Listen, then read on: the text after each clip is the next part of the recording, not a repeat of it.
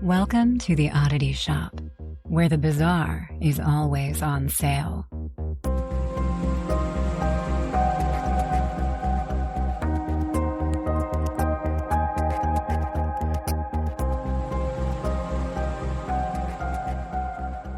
Hello, everybody. Welcome back to the Oddity Shop. I am sitting here with Kara Parakovic. I got it right this time. Thank you.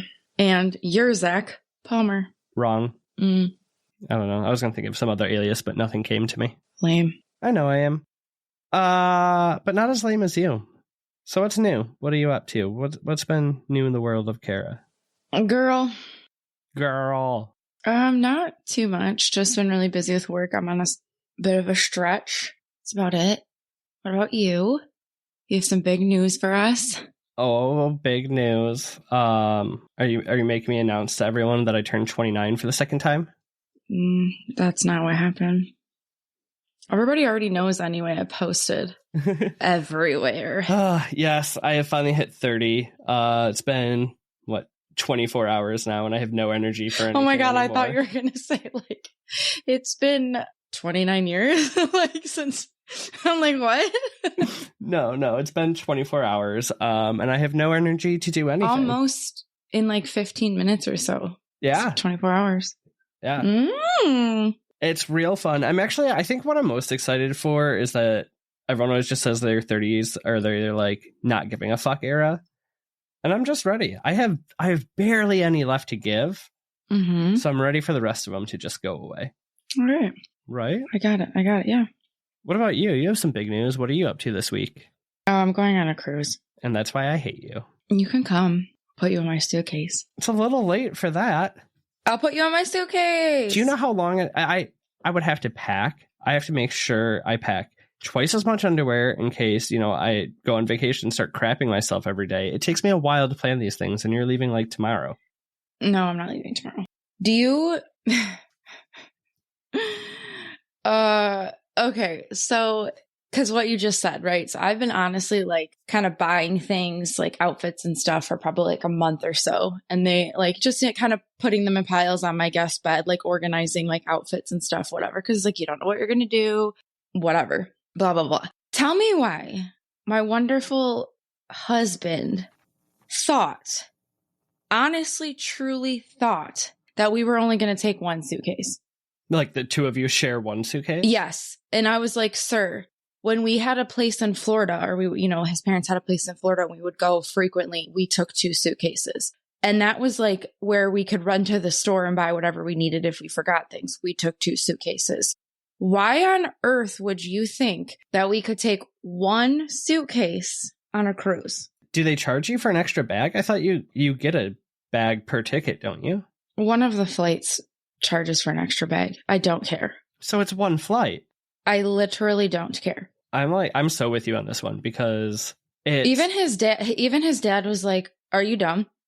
What you're going to give up packing and have to buy when you're there is going to cost more than it would just to." Well, right, and that suitcase would be so over 50 pounds anyway. You'd might as well have another suitcase that you paid that could be 50 pounds. No, Aaron. We love him. It's because he's going to pack 6 things, and that's all he needs. Yes, but no. And you're going to need half of his bag. Lord. So anyway, that's about it. You're 30 and I'm going on a cruise. We're living very exciting lives right now. Oh, I can tell everybody about the, by the time they listen to this, I'll have already gone. But Kara was supposed to go with me to the Oddity Expo this coming weekend, which is happening in Grand Rapids. So I'm super pumped about that. Lauren just let me know she's getting a ticket today. Cute. Yeah, but maybe we'll have to get one or two things and talk about them. Yeah, you should have been going with me, but apparently a vacation is more important.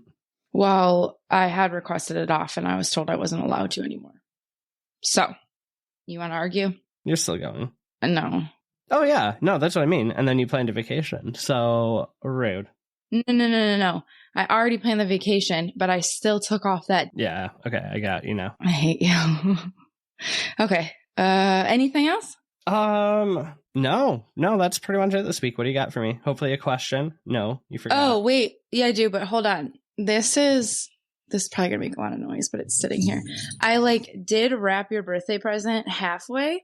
This Is that the present or the decoration for the This present? is the bow that is supposed to go on it. The story behind this is that I bought this a year ago, waiting in preparation to put it. I wasn't going to put it on one of your Christmas gifts because it didn't make sense. For everyone who can't see it, it is a giant rainbow bow, which That's I wouldn't beautiful. have put it past you just to hand me that for my birthday. Well, then I'll take what I actually bought you back because No. the bow was a lot less expensive. Oh man! All right, for real though, what do we got this week? All right. Well, I do have a question for you. Oh, I'm proud of you. You didn't even have to think of it on the spot. Shut up. Have you ever wanted to be a part of something, but you were denied? I'm sure I have, but like I hate rejection, so I just put it into like my what is it when you take a memory and you oh my God, compartmentalize? No. No. Oh, people are yelling at us. Everyone's yelling the word. I can't think of the word. Oh, what the fudge? Suppress? Repress. Okay. A repressed memory. I was going to say suppress is not. Okay. All right. Well, then I was going to ask you, what did you do about it? But you don't even know. So think about it. I'm going to give you... yeah, let me think about it for a second, because I'm sure there is something. I'm going to kind of come back to it. Okay. God, your first question that you came prepared with and I fail. Okay. We're getting into probably the stupidest cult, if you can even call it that. So a really quick side note. I'm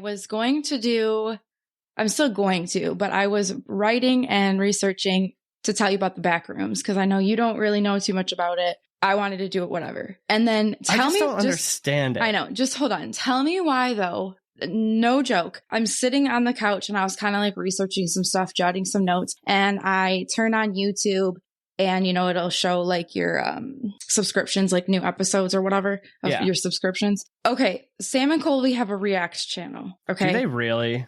Yeah, it's fine. I hate React channels. No, theirs isn't like that. It's like, because it's creepy stuff. Like, though, it's whatever. It doesn't matter. So tell me freaking why, as I'm sitting down, researching and starting to write about back rooms, their React channel, new episode is reacting to back room things. Because that's the synchronicity. Every time we start to research anything, it starts popping up everywhere. I stopped because I'm like, people really are going to think I'm insane if they somehow put this together. So I stopped. So then I'm like, you wanted a cult. I kind of want to do a cult, but I was like, I just wasn't feeling a heaviness of a cult. But I'm like, I'm going to do it, right? So I start researching. I'm pretty much like decently done. And then I go and I'm like, I wonder if anyone I was searching for a little bit more info. I think it was. I don't necessarily think I was going through podcasts, but anyway, I found out that Morbid had covered this cult. I'm like, are you kidding me? It's not even that well known of a cult. So I did listen to their episode and it was really good, but I'm like, I'm too far into it. I mean, we're going to cover the same things other people cover. Well, no, I know. My point is, it's how come every time we do something, every weird shit happens? That is my point of this. It's always. And a lot of times it's with Morbid. Love them. That's like one of my favorite podcasts. But a lot of times like weird things, like not just same episodes, just weird things. I think at least 4 times now we have started to write an episode and then Morbid will release that the next day. That's what I'm saying. Yeah. It's so strange. It's not even like they just covered it at one point. It's like... No, and that wasn't this. This was like a while back, but still it was weird. Okay, anyway, those are my 2 rants and how we got here. Okay? Okay. So what is a cult, you may ask? What is a cult? Gotta give me a second to ask. Okay, a cult is a system of religious variation and devotion directed toward a particular figure or an object. We're kind of like a cult. We have devoted listeners. I'm not claiming we're a cult. I'm kidding. But yeah, we're not going to ask you to do yoga and then sell all your belongings and then drink Kool-Aid. We promise you that. All right. When you think of a cult, what comes to mind? Jim Jones. Okay, but when you think of like when somebody's talking about a cult, what are things that you like attribute to a cult? Not understanding why mass people follow some charismatic leader. I think it's always confusion for me, honestly. Well, right. But what you just said, it's like a mass following. Usually there's like one leader or whatever you want to call it, a mass following of all these people that are like devoting their life to this person, like, all that kind of stuff. Okay. This cult consisted of Mark Goodwin, Keith and David Lawrence, and Jimmy Pennick. I'm going to give you a little bit of background on each of these cult members. And I say a little because there's just not too much about them. Okay. Okay. I'm sorry. Did you say members or these are the leader? Well, Okay, go on. it's their cult. Okay. This is why I said this is the stupidest cult. Hold on. Okay. So first up, there's Mark. Mark is said to have been interested in Satanism and the occult from a very young age. At 15, Mark formed his own cult that he called Satan's Disciples. You know what? I totally forgot to tell you what this cult was called. I thought you were like purposely withholding. Totally bad. My bad. So the cult that we're talking about, just pretend like I didn't say all that shit, is the Carnie cult or the Carnival cult. Have you heard? Oh, God. Have you heard? Or no? I I have. It's been a long time since I have, but it is kind of ridiculous. Okay.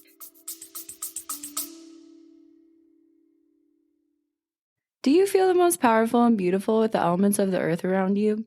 Do you like one-of-a-kind jewelry? Do you sometimes feel like a woodland fairy? Me too. That's why I created Holly and Hemlock, a magical shop filled with handmade wooden jewelry and metaphysical tools. Come check out our enchanting wooden wares at www.hollyhemlock.com and join us in honoring the magic and beauty of nature with each unique creation. That's www.hollyhemlock.com. It's not, I don't think you know what you're talking about. And I'm not saying that to be mean, but I don't think you know. Okay, so at 15, Mark formed his own cult, and this was called Satan's Disciples. 15. So in this particular cult, they would sacrifice animals weekly and sometimes drink their blood. The point of this cult was to gain powers from Satan. And other than the animal sacrifice, they would wear black robes. And any women that were in this cult would wear black lingerie or just have to be naked. So let's just say, obviously, they had a really difficult time obtaining women because, right. It seems like people who played like computer games too long, you know, where like the guy characters get all the armor and the girls, it's just like, here's a loincloth. So in this little cult, Satan's Disciples, there was supposedly about 6 members. Age ranged from 12 to 35, which is weird to me because it's a little 15-year-old that's running this cult. Like, why is a 35-year-old involved? I don't know, but that was that. Did you ever go to a high school party? Tell me there wasn't at least one 35-year-old hanging out with all the 18-year-olds. No. Oh. I guess I didn't really go to high school parties, but I wouldn't say 35. I didn't go to any high school parties either, Mom. Denise, the lies. Okay. All right. So that's Mark. Okay. Next up, we have Keith and David. Keith was a little brother out of the pair. He's a little brother. He was 3 years younger. It's said that Keith was very into Satanism. And can you guess why people brought that on? Can you guess what interest he had that people were like, that's why? Come on. It's like the number one thing people are like, oh my God, you must worship Satan. Yes. Why is my brain just not working today? I can't think of anything. 30. Heavy metal music. Oh, of course. Yeah. He's listening to Alice Cooper probably or something. Most people thought that that's what brought on his interest in the Satanism. The satanic panic, man. Please. So David actually said that his brother's attitude and behavior changed once he turned to Satan. Not because of the music, Satan. Duh. Oh, yeah, obviously. Okay, and at this point, while trying to convince David to be a believer in Satanism, he threatened and chased him around the kitchen with a knife. So can you imagine your little brother, imagine Emily, trying to get you to believe in Satan, and then she chases you around the kitchen because you won't believe? I mean, other than it being like Satan, that sounds like something Emily would have done to me when I was a kid. Okay. So, yeah. But I was really hoping that the same thought came to your mind. And this was Sean from SLC Punk, when the acid in his pocket melts from the sprinklers and then he's tripping really hard. And then he chases his mom around the kitchen with a knife because he thinks that Satan turned her into a bull. Yes. That's the best movie. It is such a good movie. I haven't seen it in so long. Every time. Because poor heroin Bob. Let's watch. I have it. Let's watch it next time. I'm due for a watch. It's probably been since college. Oh, God. Okay, anyways. After that, Keith was sent to a private school in hopes to shape him up, which I just think that would make it worse, but that's not my child. Once he returned, the brothers spent a lot of time together because David didn't really have anywhere else that he felt like he fit in. So he just kind of followed suit with his little brother. So he was not into the Satanism of it, but it was kind of said that he didn't really have anywhere else to go. You know what I mean? So he kind of just clung to his little brother, and that's that. Mm. This brings us to Jimmy. Not a lot is said about him other than that he apparently murdered an 18-year-old in Indiana. I really couldn't find any proof of this, but this is just what was told, right? So all of these guys at this point are around the 20-year age range-ish. It was also really hard to get exact ages of like when they all got together. Okay, so cool. The background's done.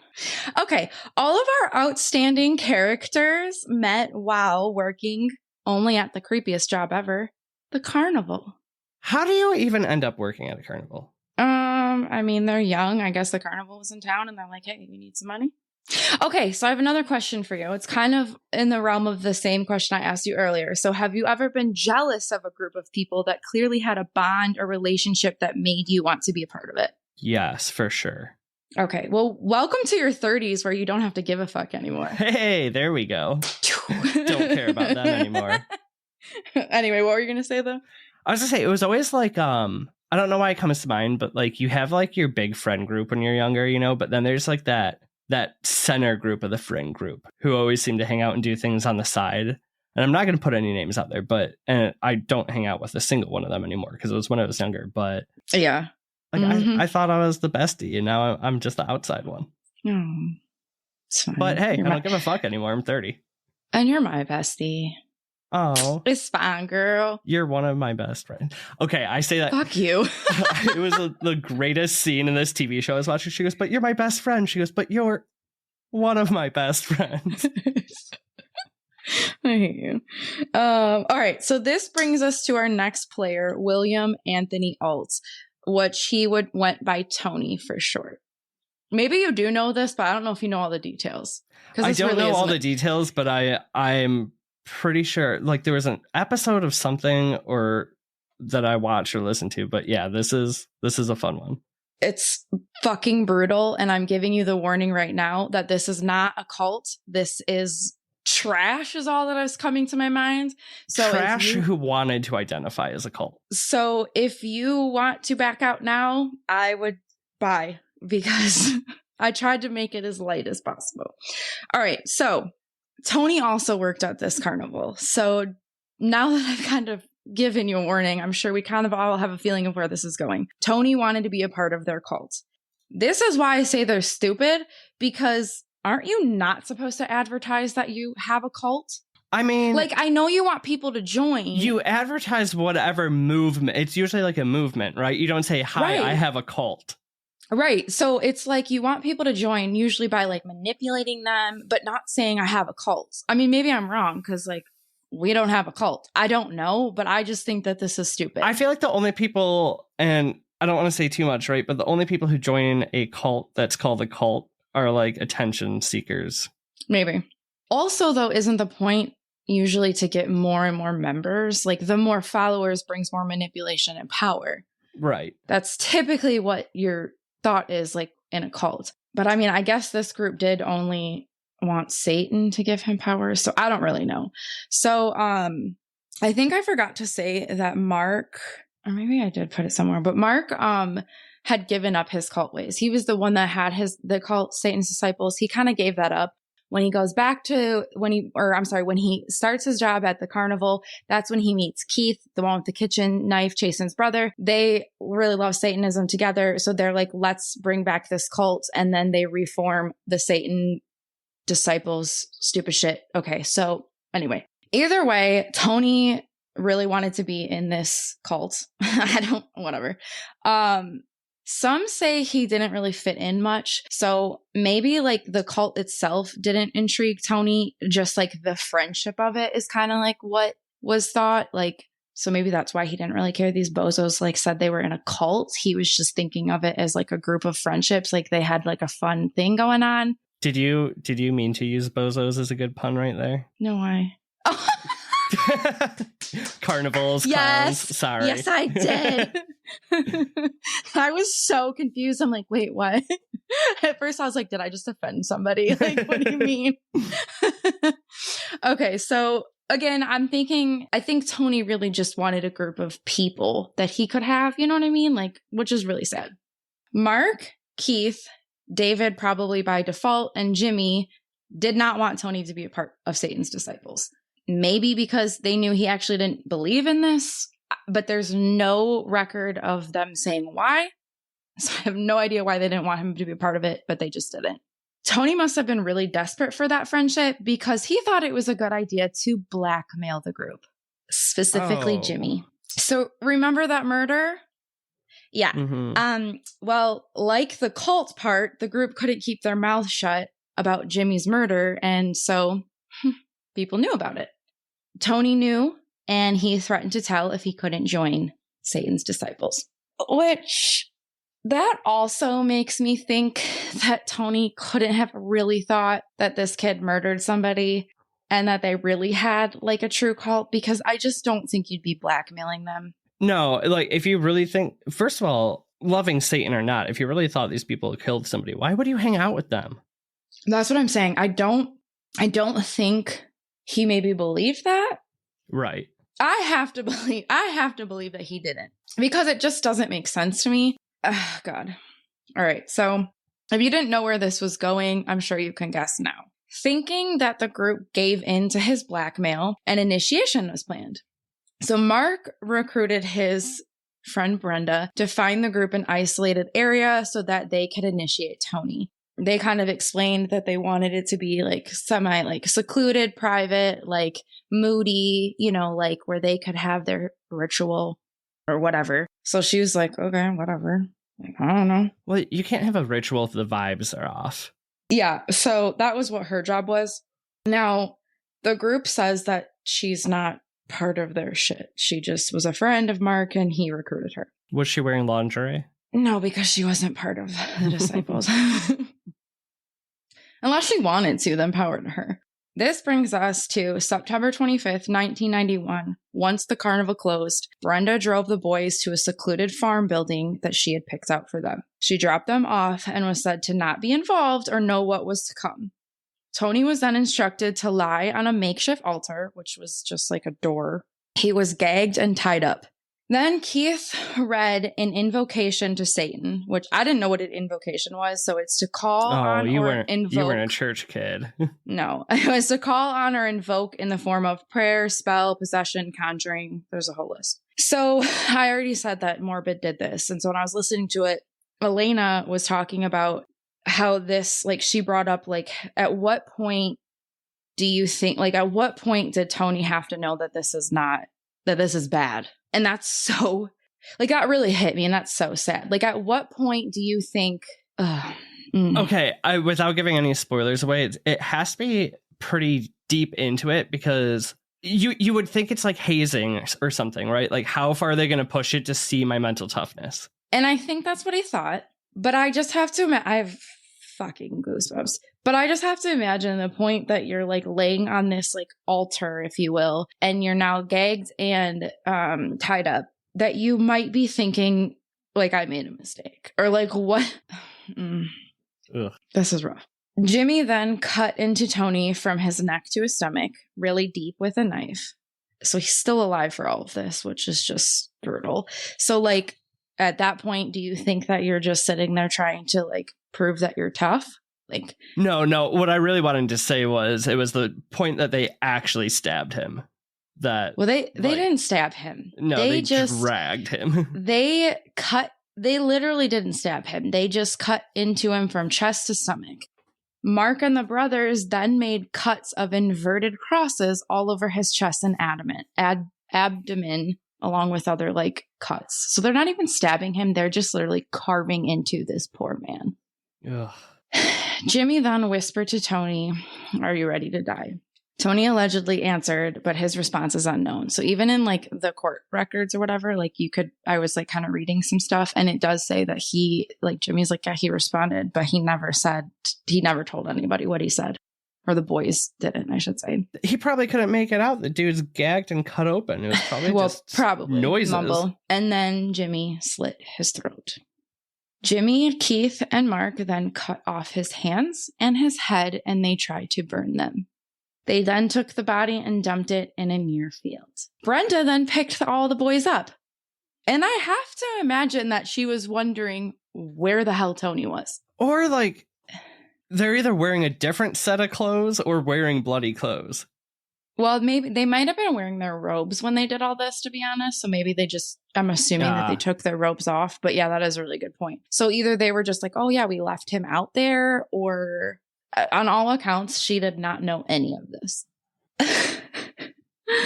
I'm laughing because I don't know what else to do. I'm very uncomfortable. Then they all, can you guess what they all did?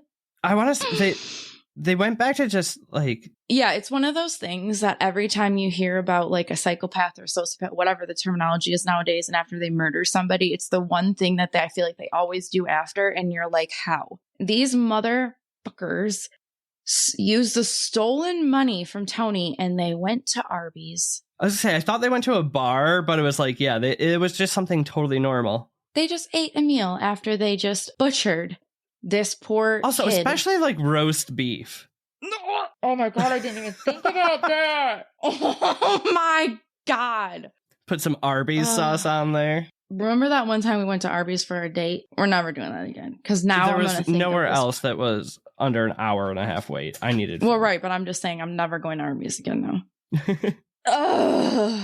So anyway, oh my God. It's a bit unclear how exactly, but the body was found shortly after. I read that one of the boys' fathers found it, which I don't think so because Brenda's the one that found that secluded area. So I don't know how one of the fathers would have found the body. But I also read that Mark's father tipped off the police in his son's involvement and where the body was.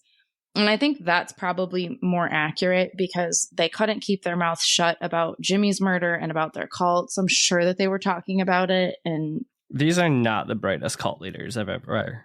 Well, I mean, this isn't even a cult. Oh, God. So shortly after 21-year-old Tony was brutally murdered, the so-called cult was arrested. Jimmy received 60 years, Keith 20, David and Mark 8. Not one of those sentences makes sense to me. Yeah, how do you only get 8? Were they just like accessory? Well, I don't understand because I guess you could say David because he didn't really have, he didn't do much, but Mark did. He still was involved. I don't really give a shit. You can't 8 years. You guys cut off a person's head and hands. And hands, yeah. No. I'll end us on a quote from Keith. Satanism was like a drug. You get high, and once you're over it, you've got to inject even more than the first time. And that is the horrifying journey of the most pointless cult I've ever heard.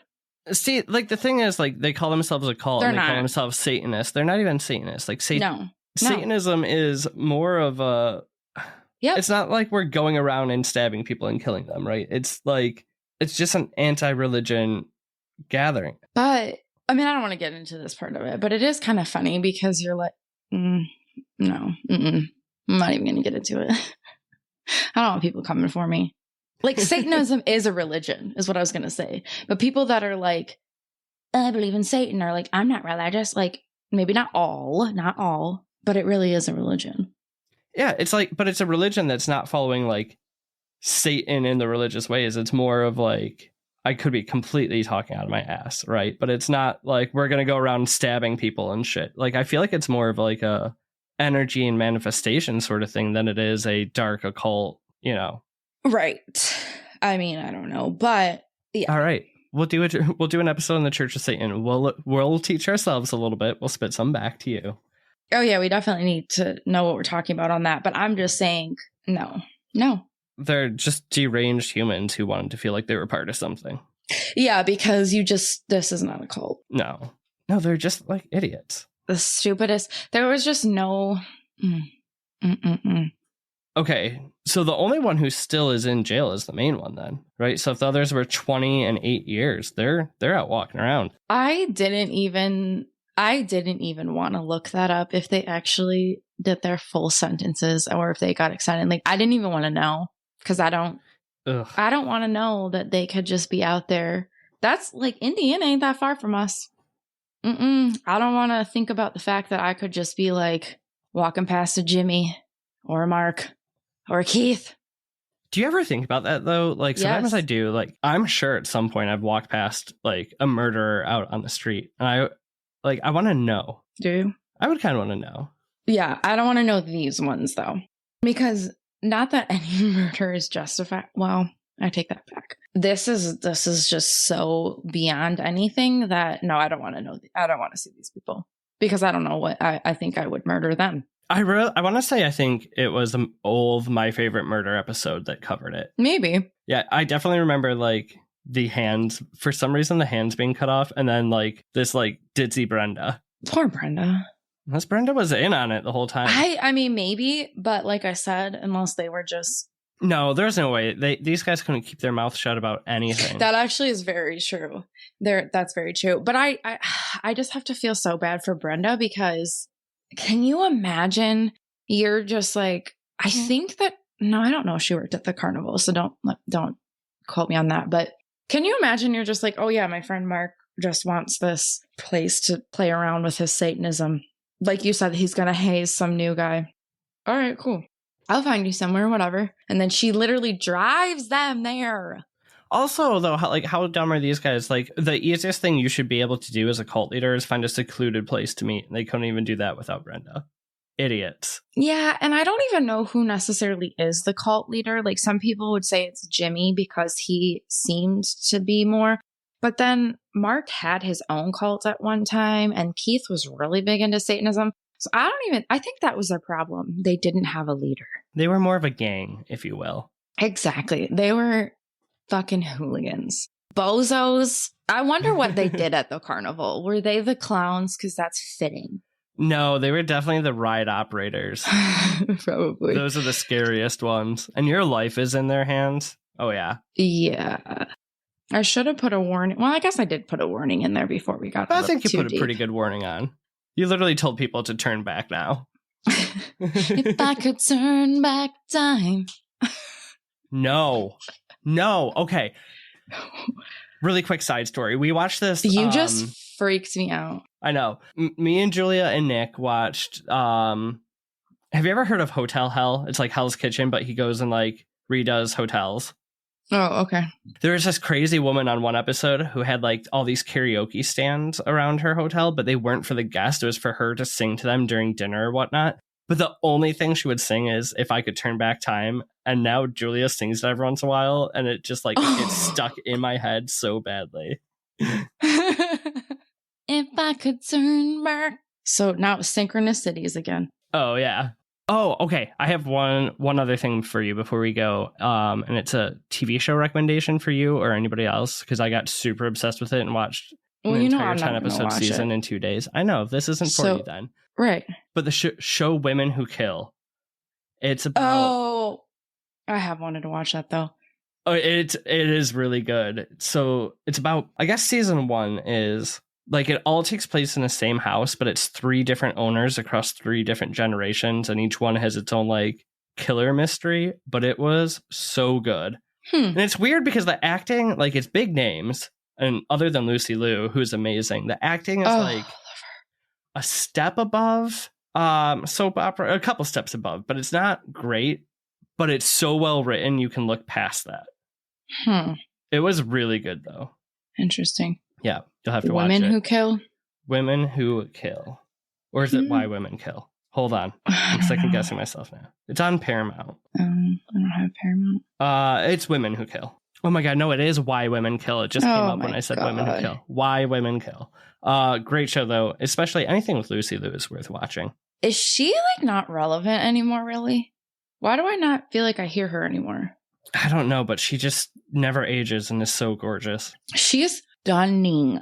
It's insane. I need to look at her now real quick while I talk about how stunning she is. Because how old is she? Hold on. Gosh, she's shut up. How old do you think she is? I mean, she's got to be in her 50s. See, I guess I didn't think that because she's so young, but it makes sense. Yeah, she's 54. I mean, so this show came out 4 years ago in 2019, so she would have just turned 50, but she still looks it's insane.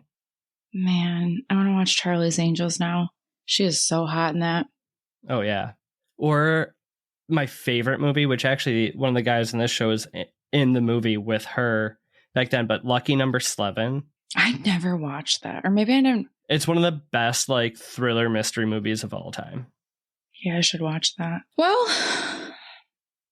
I think I just think we now went we're on just a ranting about tangent just movies. because we both feel very uncomfortable about this one. I'm so sorry to We had to end it a little lighter. It was bring everybody down. Do you have anything else? No, just continuing to ask people to write in their weird stories. Unless you started a cult and killed somebody, then don't write in that story. But with that, God. Creep it really oddballs. Goodbye. Bye.